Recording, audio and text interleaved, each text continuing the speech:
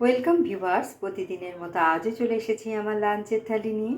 আজকে লাঞ্চে নিয়েছি সাদা ভাত, নিয়েছি শসা ও গাজর স্যালাড হিসেবে। প্রথম পাতে খাওয়ার জন্যে নিয়েছি কাঁকরোল ভাজা। কাঁকরোলটাকে এরকম টুকরো করে কেটে নুন, হলুদ ও মিষ্টি দিয়ে খানিকক্ষণ মেখে রেখে তেলে ভেজে আমি এটা তৈরি করেছি। তারপরে নিয়েছি আলুর চোখা। আলুটাকে আগে সেদ্ধ করে নিয়েছি। কড়াইয়ে সর্ষের তেলে শুকনো লঙ্কা ভেজে ওর মধ্যে পেঁয়াজ ও রসুন কুচি ভাজা ভাজা করে সেদ্ধ আলু দিয়ে নুন হলুদ দিয়ে আমি এটা তৈরি করেছি। তার সাথে খাওয়ার জন্য নিয়েছি মুসুরির ডাল, যেটা আমি পাট শাক দিয়ে রান্না করেছি। ফোড়নে দিয়েছি কালো জিরে, শুকনো লঙ্কা আর কিছুটা রসুন কুচি। নিয়েছি ইলিশ মাছের ঝোল আলু ও গাটি কচু দিয়ে।